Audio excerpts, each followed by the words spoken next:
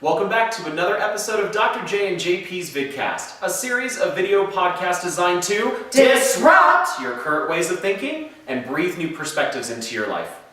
Over the past 3 weeks, we've invited you to end 2016 with 3 big scary goals. We launched into 2017 looking at how to make those goals strategic by aligning them to the great 8 dimensions of your life that were in the most need. And then we introduced how to turn those into SMART goals. Today we're going to take it one step further. You're done writing the goals, but now what? Now those are big goals. What do I do each and every day? So I'm going to introduce you to a tool that I use with my students at the university called a commitment statement.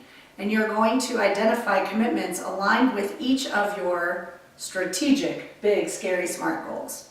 So with that, JP, can you remind us what your SMART goal was? I certainly can because I wrote it down. All right, so my SMART goal, it was about I wanted to finish my second book this year. So my SMART goal, though, is worded like this. To bring my second book to publication, I will commit to completing edits in the next 2 months, send it to an external editor with a 2-month window, and design, publish, and market the book in the following 5 months, leading to a total of 9 months.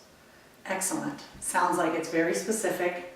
You can measure his progress along the way and at the end of attaining the goal.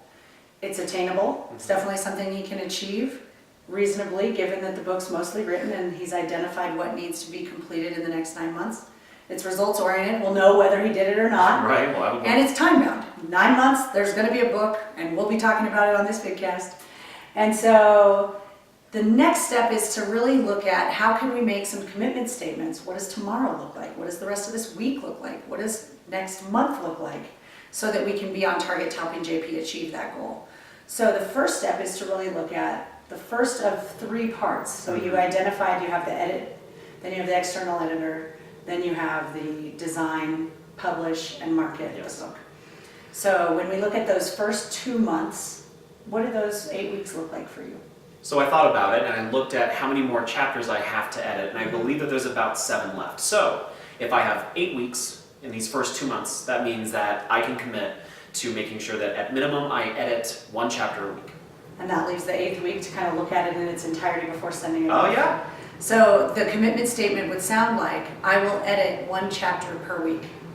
Awesome. So as we look at the next section, which was the locating an external editor and sending the book to them, giving them that 2-month window so that they can have it returned to you within 2 months, what might a commitment statement sound like aligned with that section of your SMART goal? So I know that it's going to take a little bit of research to look and see what each editor's terms are, how long it will take them to edit, what their cost is, and so that's going to take a little bit of research. So if I want to have my book in hand to an external editor by March 1, then I know that I need to do my research in February. So I can commit to doing my research and selecting an external editor in the month of February.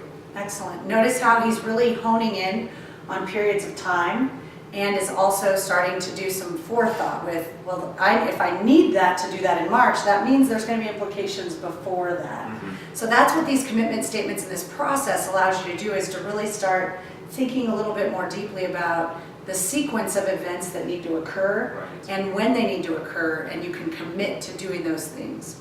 So we now have, I will commit to evaluating your options basically and locating those external editors in February, and then contracting with one of them at the beginning of March, giving them that 2-month window.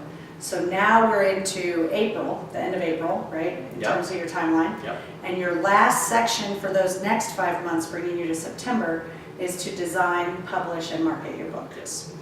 So what kinds of commitments do you need to make so that September doesn't happen by chance? Well, I know that with my last book, one of the big pieces of it all is just that pow, that cover. You know, you have to have that element of just like, whoa, like being drawn to it. And I want to give myself some time to make sure that I design a cover that really pops. And so I can commit to finishing and designing my cover by the end of May in that first month.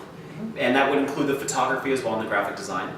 After that, I have to take my pages and I actually have to produce the file that publishers use to put it together for me. So I have to get all that ready.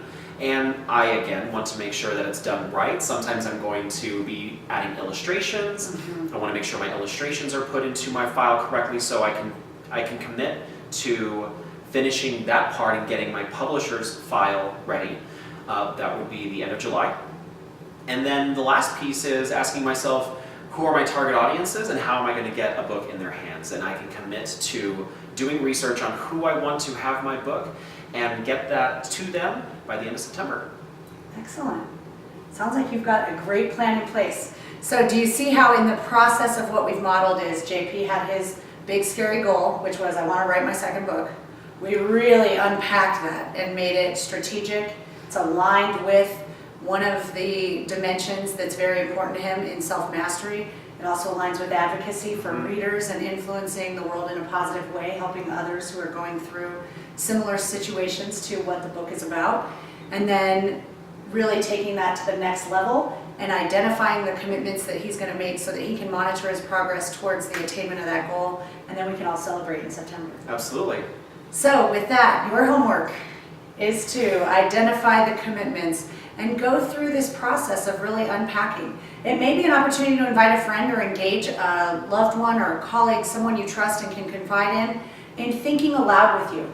JP and I do that a lot where we talk to each other about it, we think aloud. There's power in that process. Yes, absolutely. And so solicit some support partners, maybe even an accountability partner who will help keep you on track if you feel that you need that. There's also apps you can probably search that will help you. So find the tools and resources that work best for you. But this week your homework is to really connect to defining those commitment statements. And I would even suggest print and post these. Yes. Read them every morning. Read them every night and have gratitude and thanks for the progress that you've made so that you yield more progress and continue to attract that momentum in your life. With that, happy homework. Go out and shine love and light into the world. Take care.